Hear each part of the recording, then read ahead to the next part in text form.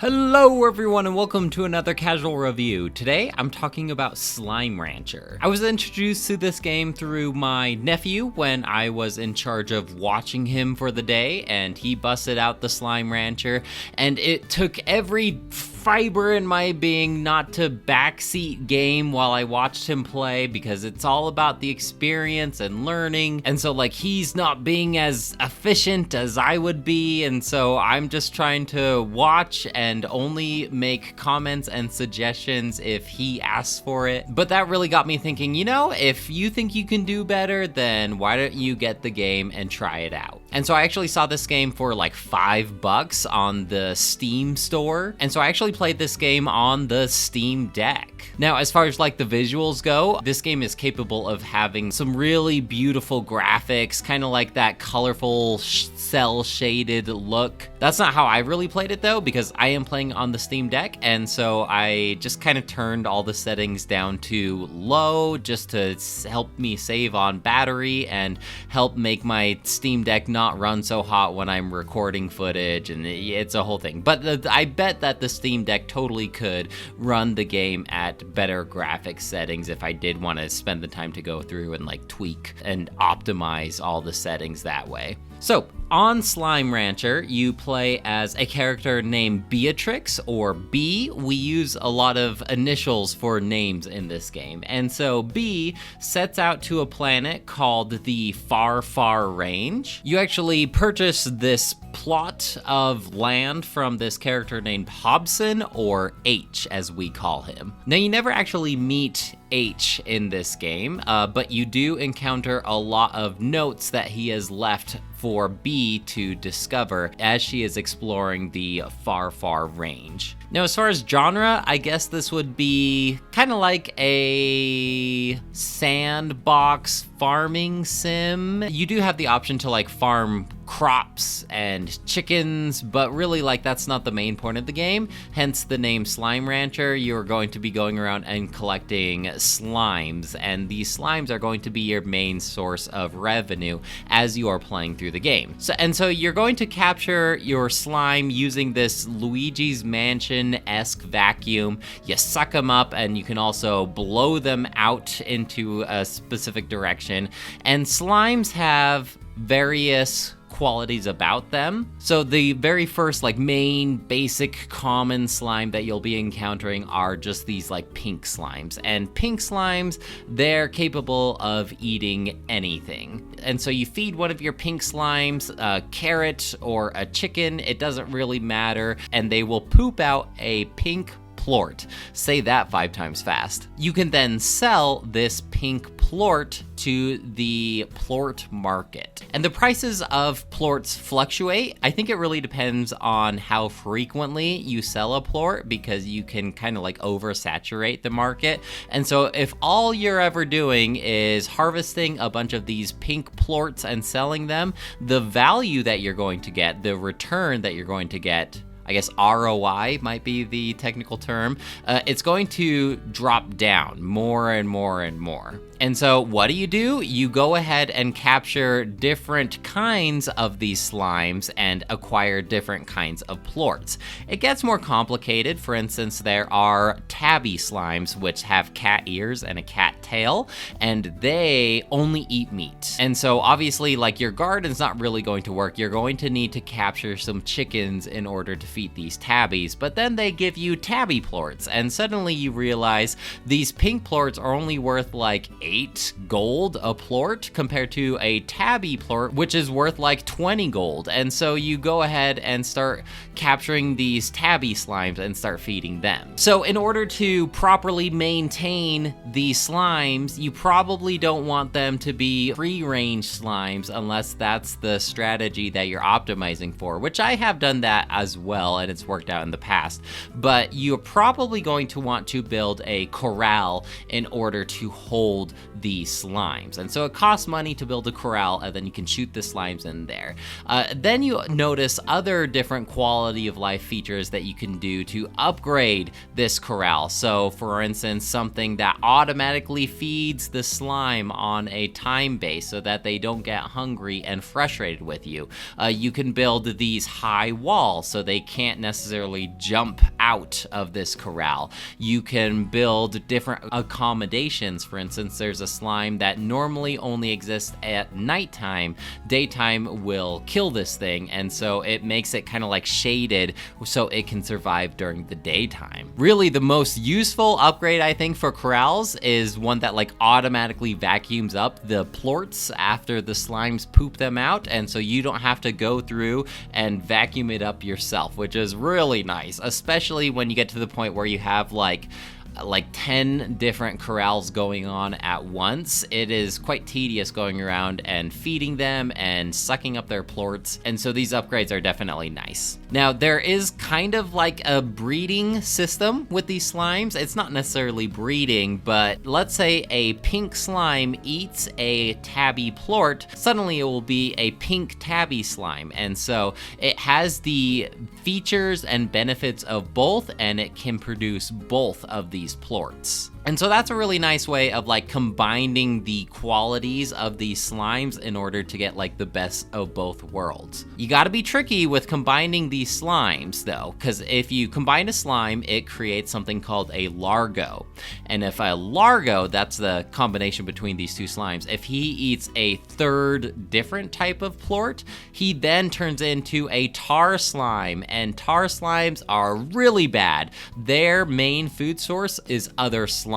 And so you're going to want to keep your different largos segregated from each other, because if they eat each other's plorts, it's like kind of game over. You're going to lose all of the slimes that you have maintained on your ranch. And it's not really like game over. It's not like a big deal. You can obviously like go and collect more slimes after that. But if you have like this whole system going on here, then you definitely don't want tar slimes on your ranch. As far as like food sources go, you can, like I said, you can get your chickens, and you can grow veggies and fruit, and you can purchase upgrades for those so that it like waters them and it produces more food that way, or like things that scare slimes, that deter slimes from eating your crops. And if you don't have enough room for all of these corrals and food sources, you can spend a large sum of money in order to unlock like additional areas on your ranch. So there's like a cave that you can unlock, and one that's more like by the shore. There's more of like a wild area with lots of like wild chickens running around. And so in hindsight, if I had a game plan, I think I would have been able to really optimize how my ranch worked, but because this is my first time playing and I didn't know a lot about it, I kind of just went for it. But I think that if I was going to continue playing this game, then I would probably just go through and demolish everything and start from scratch, so that way I can have a slime's favorite food source like right next to it, so that I don't not like scrambling all over this widespread ranch trying to like optimize what slimes are eating what. It also got kind of frustrating for me trying to manage all of these different corrals and just making sure that all of these slimes are happy and healthy, because if they're not, then they're going to try and like break out. They're not going to produce plorts for you. There are certain like early game slimes that I'm just not really interested in their plorts anymore, and so I'd probably like demolish them and get more of the late game slimes. And so there's like a strategy to it, especially if you do know what you're doing. But I do think that like part of the charm of this game is like exploring things on your own and kind of like learning as you go. These type of sandbox games aren't usually like my kind of thing.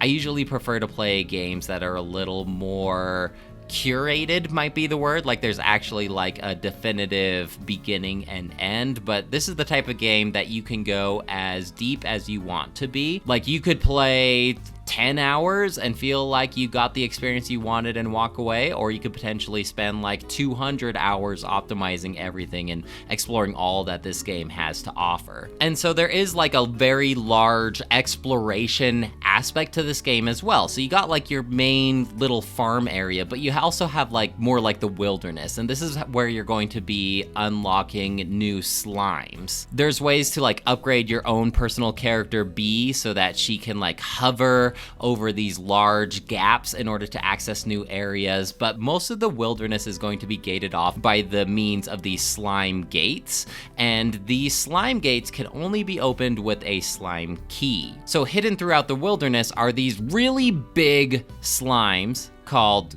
Gorgos, I think. I might be mistaken, but these big slimes called Gorgos, and if you feed them enough of the food that they like to eat, then they will blow up into a ton of tiny little slimes, and occasionally they might drop a like teleporter to teleport you back to your ranch, or a slime key, and once you get a slime key, suddenly you have access to this whole new area, which is always exciting because you're like never really sure like what kind of slime you're going to discover next. And as you are exploring the wilderness, you're finding new vegetation as well, and new chickens alongside the new slimes. You're also going to be finding a lot more of these notes from H that he has left over for B, and you kind of slowly learn more about like his time on the far range, and he's leaving advice for you on how to interact with this new vegetation and these new slimes. You're also going to learn more about like the lore of the world and its people through the means of these letters that you get at your house. And through these letters, you learn more about Bee's backstory with her time back on Earth, and you learn more about this relationship that she had with a person named Casey. There are also other slime ranchers like yourself, and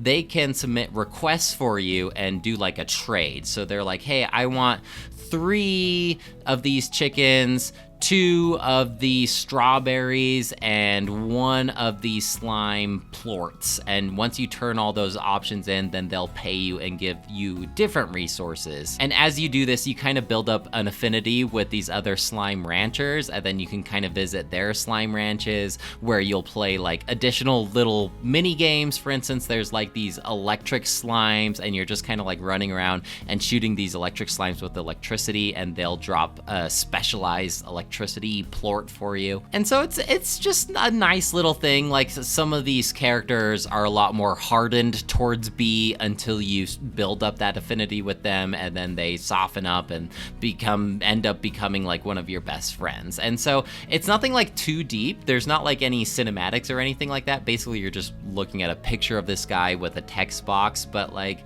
if you're reading and you're invested, then you can kind of see these friendships blossom. There were a couple of upgrades that I found myself really wanting to be in the game, and either I did not uncover them or they just don't exist. And so one of them is that B can only hold 4 different items at one time, and that is really like not a lot. And so you can increase the capacity that you hold these items, but you can't increase the variety of items that you can hold at one time. And so you do kind of have to be diligent on your adventures, like what kind of slimes do you want to vacuum up? What kind of vegetation do you want to vacuum up? And so it is kind of like forcing you to make these retreats back to your home base in order to store these things, because you can't carry a lot of different things around with you. I found myself wishing for the ability to make pings on a map. Like let's say I encounter a point of interest that I would love to return to, but I can't really dive into that area at the moment. I would love to be able to just put a little ping there, a little pin there, so that I know exactly where to go to next. It does automatically put these points on your map for you. Like if you do encounter a Gorgo and you don't have the means to feed the Gorgo their food that they like, it does automatically kind of do a little icon there for you, but I wish I had the ability to do that stuff myself. There are teleporters in the game that are like organically there. Like I mentioned, if certain Gorgos create a teleporter, but most of these teleporters are going to be a one-way back to your ranch, and so you're going to have to hoof it all the way back to to where you were before if you need to. There is a means for you to make your own inventions from this lab. I feel like the lab isn't unlocked until much later in the game. At least that's how I did it. You can potentially unlock this a lot earlier if you are more intentional with that. But there is a lab, and you can create your own custom teleporters for yourself or for materials. But I feel like the materials needed in order to produce these teleporters are way too high. For instance, like you have to buy the blueprint first, and the cost for these blueprints can be quite high. Now, by the end of the game, like, money was never really an issue for me because I had all the plorts that I could ever want, and so money wasn't an issue, but like, earlier on in the game, like, some of these blueprints are quite costly, and the materials to actually build these inventions after you unlock the blueprint are quite rare, I would say. Like, it almost introduces this whole new system of materials through the means of these, like, treasure pods that are hidden across the wilderness that you can't automatically unlock. You kind of need to upgrade your character in order to unlock those treasure pods. And so, like, by the time you're like halfway into the game, you've already kind of passed all of the treasure pods in the first half of the game that you'd like organically stumble across. You also have to like build these harvesters that can harvest certain materials. Like, it is quite tedious in order to finally be able to build some meaningful inventions. But like, for these sandboxy type of games, like I said, you can dive into it as deep as you want to go. And so if you're all about investing the hours needed for this lab, then you can potentially build some pretty cool things. There's a whole lot of like customization, decoration items that you can potentially build and like decorate your farm. There's also like these ornaments that you can stumble across and tag along fences. And so there is like a interior design aspect to this game as well, if you're willing to put in the time to get the materials required. And so around maybe like 12 hours in, I think I hit that wall for me personally, because I do kind of